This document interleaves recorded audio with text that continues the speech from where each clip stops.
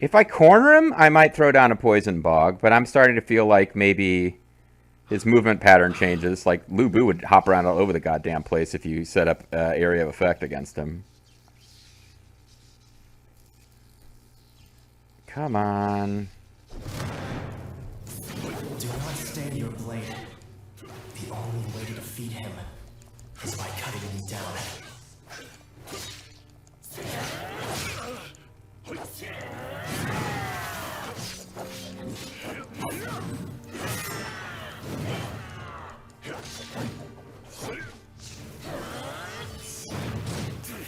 Fuck you! Whatever. I think I maybe did hit it a little too early there. The dragon's elixir field gives me ultimate power. Witness the immensity of my power. Yeah, being far away is not being that good here.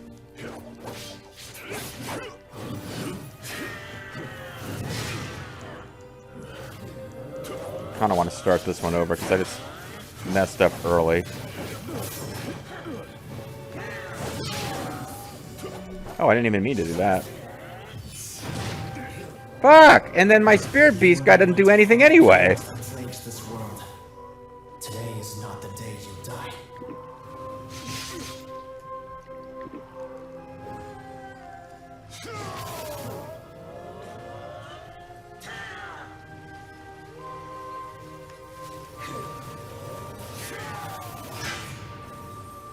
Won't come over here.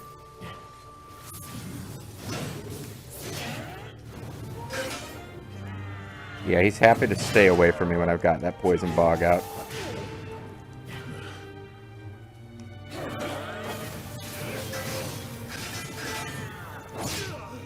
Poison bog does appear to be useless. He's like standing in it and getting inflicted with poison, but it's way too slow.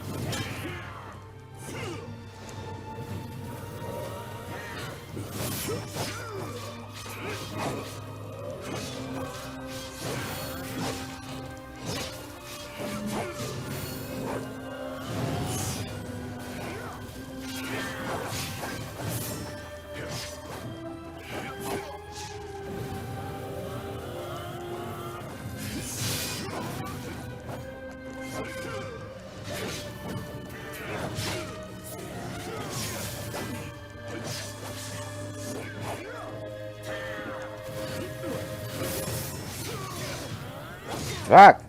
Because I finally had him to where he's got a key disadvantage, and then I suddenly can't press it.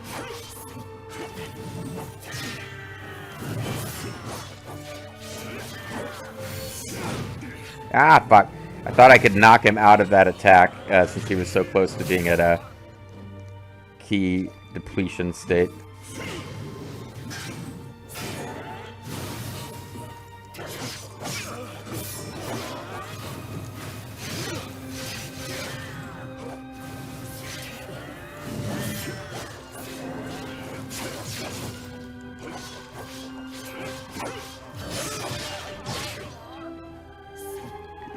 The music is really fancy too, isn't it?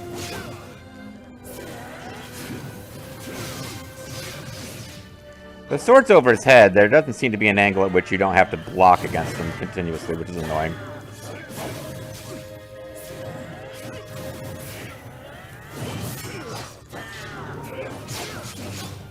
So long as I am a dragon host, my spirit is eternal. Okay.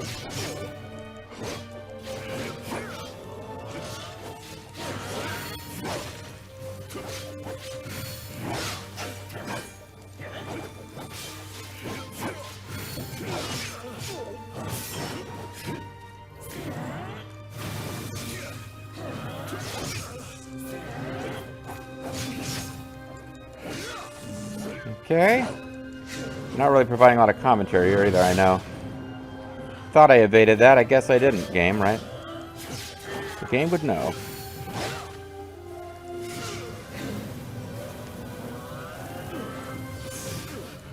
No, I didn't dodge that one either. All these things I thought I dodged, and I didn't dodge any of them. Go figure. Yeah, I guess I'm not being that strategic. It does seem like traditionally against the human bosses, the only thing that has worked well for me, or the thing that has worked well for me the most, is just being in close and being aggressive and getting in hits, you know, to keep your meter blue. That, like, you will tank the next attack thing. Like, if it's a slow wind-up attack, I'm generally trying to do an actual evade and then bitching when the timing of that's off and I get hit. But if you stop to do that thing, then, yeah, you miss it, but you also eat up a bunch of your ki. Do not stay your blade. The only way to defeat him is by cutting me down.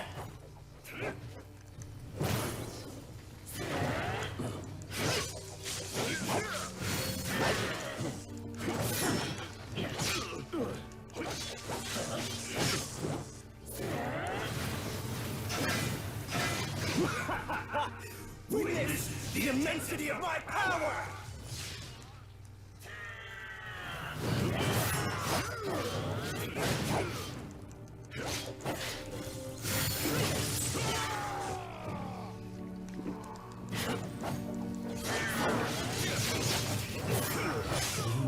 Ow! Chaos that plagues this world. Today is not the day you die. It's a great start, but then didn't care for that. Like my sword flies around as an independent thing at all. The dragon's elixir field gives me ultimate power. See, I dodged that one right, but didn't get myself in a position where I could take advantage.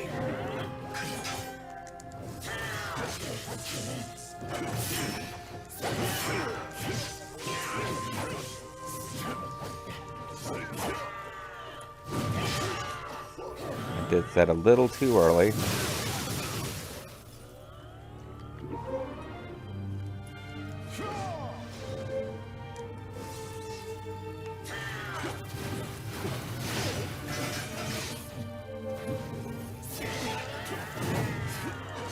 So long as I am a dragon host, my spirit is eternal. Is it? Is that what's going on here? Alright, well at least I mean I can understand that conceptually. Ow?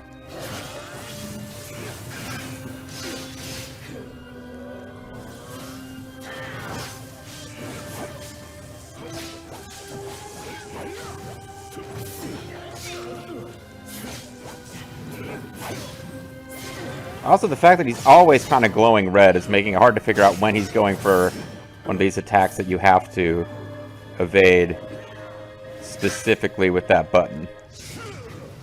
Because he's kind of always doing this.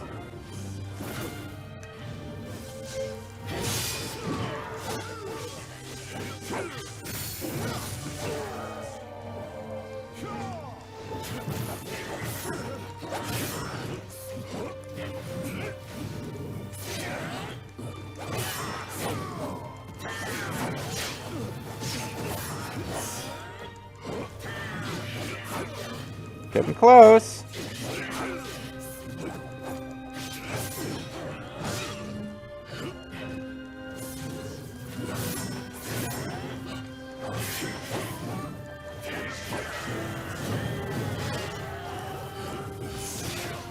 Oh, fuck, heal.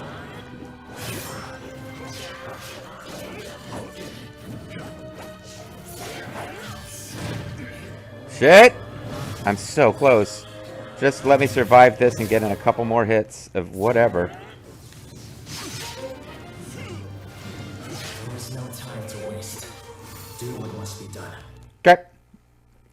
No problem. You don't have to twist my leg, blindfolded boy. Let me describe what I'm seeing as I kill you. Let me describe what I'm seeing as I kill you. You seem like a nice kid, but if your life means everyone else has to die to like demon dragon shit, then I'm afraid. Nope, we saved them. Yuji has been forced out. Yuji boy. Oh, he got sucked into my amulet thing, so now I'm going to be the sworn brother of Blindfold Boy. No, this isn't fair. I'm the hero. I'm supposed to win. Oh, looks like the dragon didn't care a whole lot for Yuji's bullshit either. So neither the Blindfold Boy nor the dragon, that they seem to be the same entity, but somewhat not the same entity. They both thought that Yuji could go fuck off. I could not let my ancestry, the clan that bears the dragon's elixir field, become known. So does that mean that like So, your lesser brother who sealed served off Sun my Xuan eyes has also got to the Dragon Field terrible Elixir power Field? within them. Okay. Yuji drained my body's energy in his effort to create an ultimate elixir. Try to make his skill ultimate. However, I resisted and prevented his dark power from controlling me totally. This is random. I hope Pang Tong is in the That sequel. allowed me to do this. Aw. Seeing you bravely fight on, But you didn't see me. You were blindfolded. never losing faith in your allies for a moment, Not like that Yuan Shao dick. has given me the courage to now open my eyes. Also, to get a feather fan. See, he's been something of a sleeping dragon, but now he's woken up, I see. Oh, it's Lubu Jr. Because of his helmet, face helmet thing. I can just picture his beaming face now. Yeah, your brother sure was great. He wasn't like an asshole at all like he is in every other game. Help. We're 100 strong. Thanks, I'm gonna be like the new fourth brother. Because that Irish fourth brother's gone. Nah. These guys would swear an oath with anyone. To do. All in our power. To do. As brothers, sharing one heart, caring for each other. So wait, I'm a brother now? I just, you guys said you wanted to drink in the we will garden. I support didn't the think I was... Hunt Court and bring peace to the commoners. Sure. Sure thing.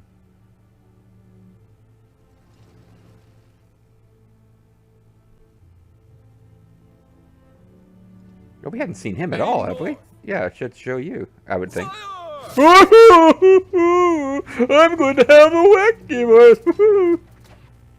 I see our men are well trained, Gongjin. Don't call me My that. lord, I assure you, the enemy shall rest upon the river. Yeah, that's weird. Zhou Yu is Sun Tzu's sworn brother, and Sun Tzu's dead, and we don't meet Zhou Yu at all until after he's gone. Yeah, that's part of the dilemma for Sun Xuan. He's listening to all these different advisors, and Zhou Yu is the warrior advisor, but he feels like he has to listen to him because he's like the sworn brother of his dead brother. The Swen clan. Swen clan? Finally, we're going to the south. It seems peace is not that far. That said, the recently appointed Sima Yi seems to be highly regarded. What do you mean that said? That's not directly related to Forbidden power.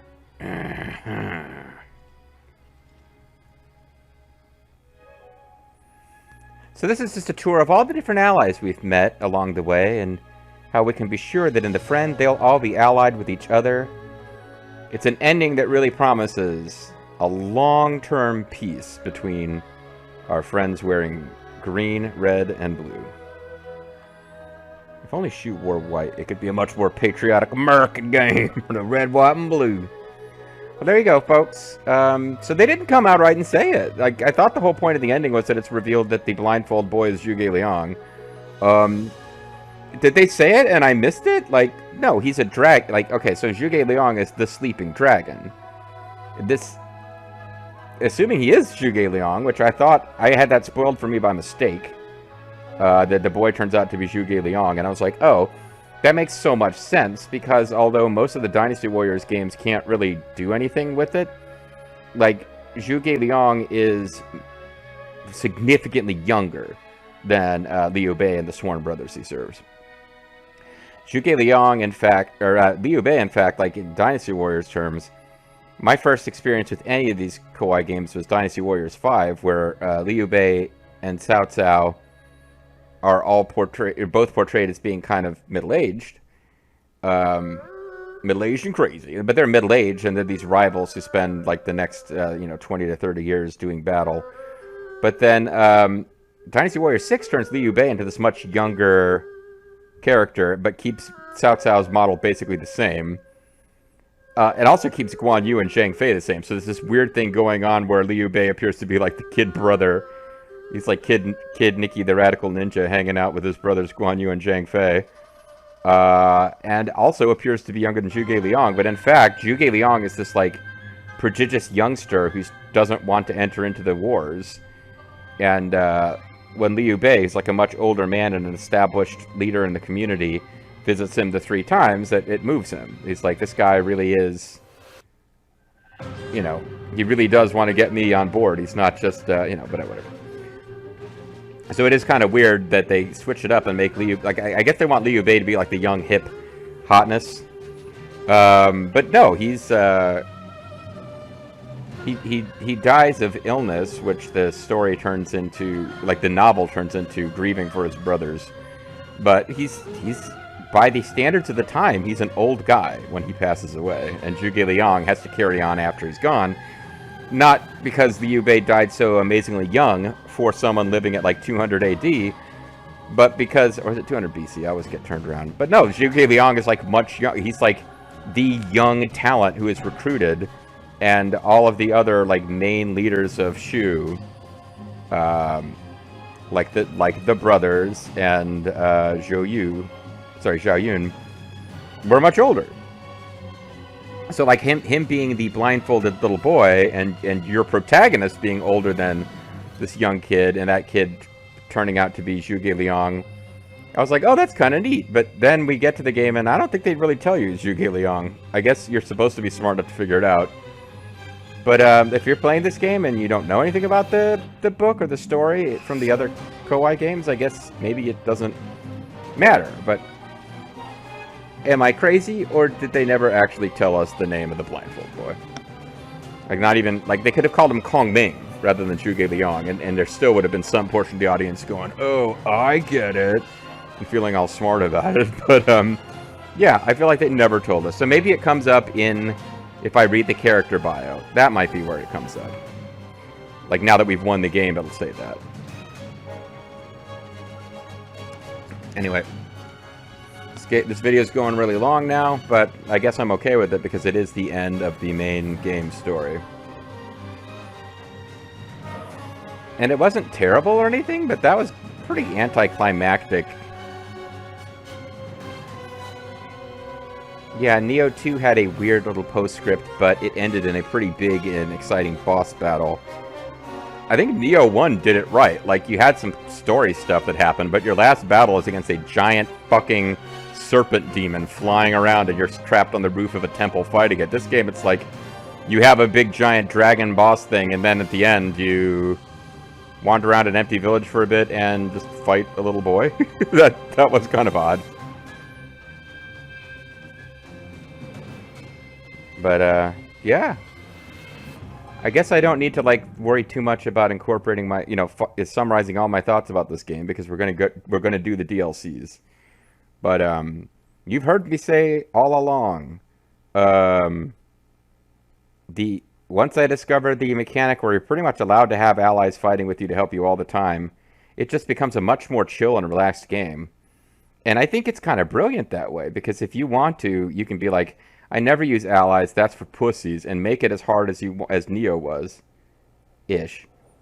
And it doesn't have to be. Okay. Now he's got, like, the Zhuge Liang beard.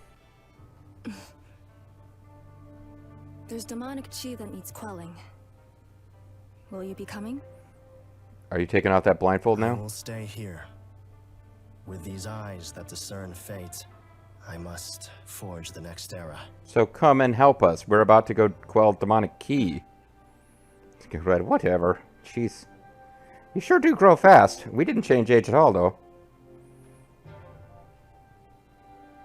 Like, now are we supposed to know he's Zhuge Liang when we see his eyes or something? Or is he gonna... Oh, you know what? He probably pulls out a feather fan. That might be the reveal. I have given it away at this point, because I was just annoyed that they didn't tell us.